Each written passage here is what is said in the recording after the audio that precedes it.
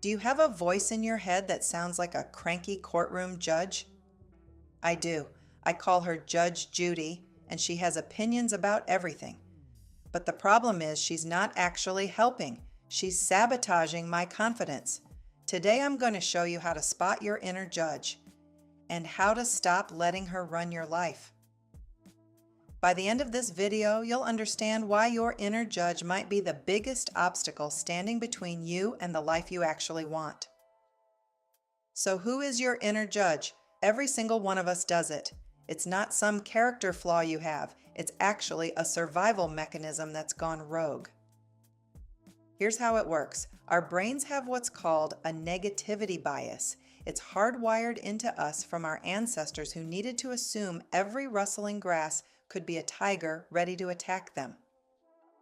They had to judge everything as potentially dangerous to stay alive. That was great for survival, but in modern life, it's exhausting.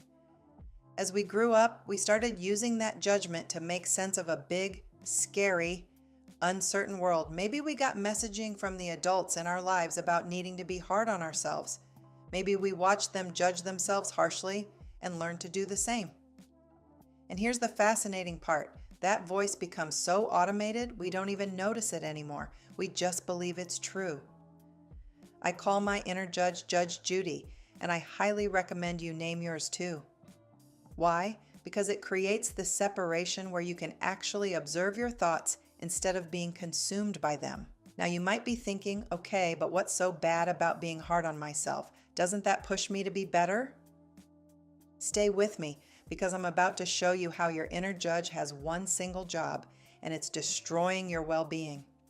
And once you see how this shows up, you can't unsee it.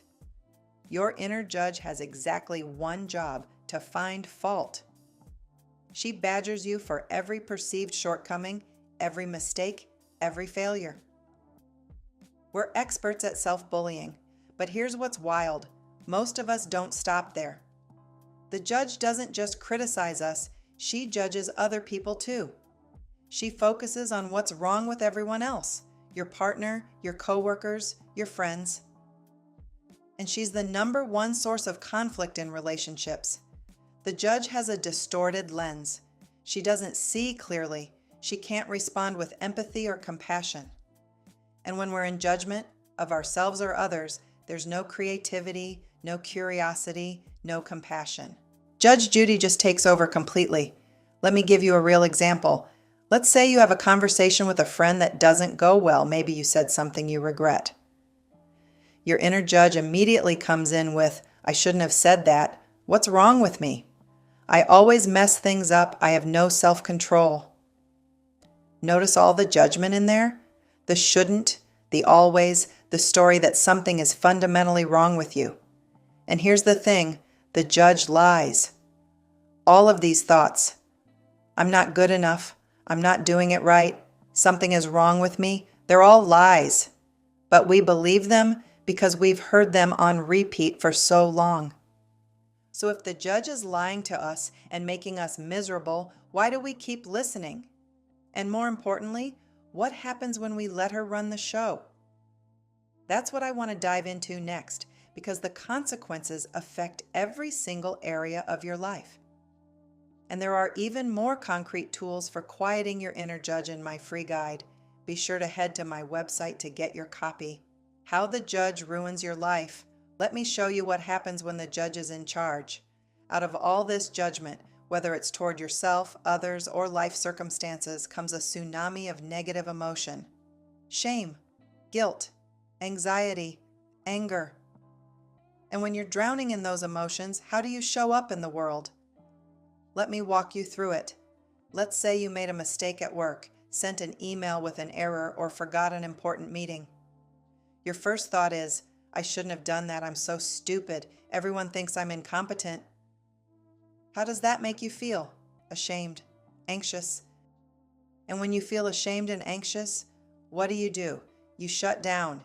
You avoid. You don't speak up in the next meeting. You second guess every decision. Maybe you isolate yourself.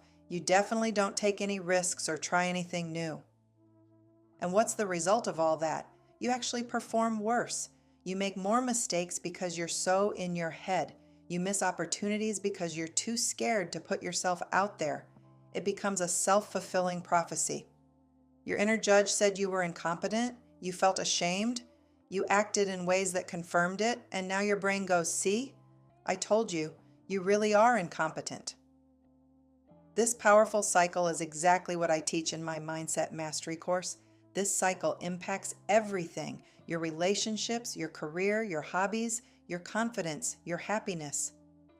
The judge makes you play small. She is genuinely your private enemy number one. Now I know this all sounds pretty heavy. You might be thinking, great, so I'm stuck with this awful voice in my head forever? The first step to freedom. So what do we do about all this? The very first step, and this is everything, is awareness. And inside my Mindset Mastery work, we use this awareness to retrain the inner voice completely. You cannot change what you don't notice. So I want to challenge you to something. For one full day, just listen for your inner judge. Don't try to change anything yet. Just notice every time you judge yourself, every time you judge someone else, every time you judge a situation. Listen for the red flag words.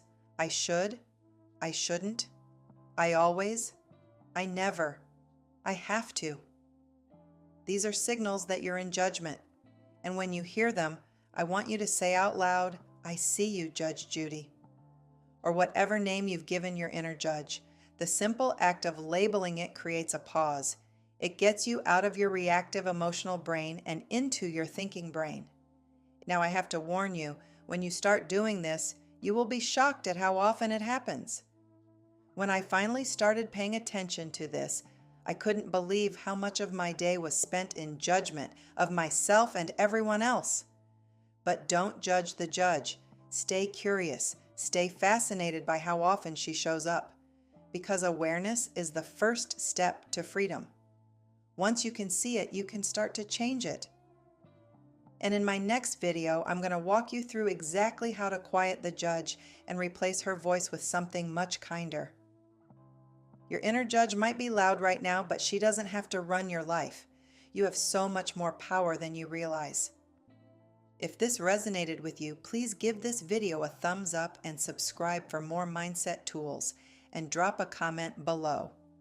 What name are you giving your inner judge? I want to hear what you come up with.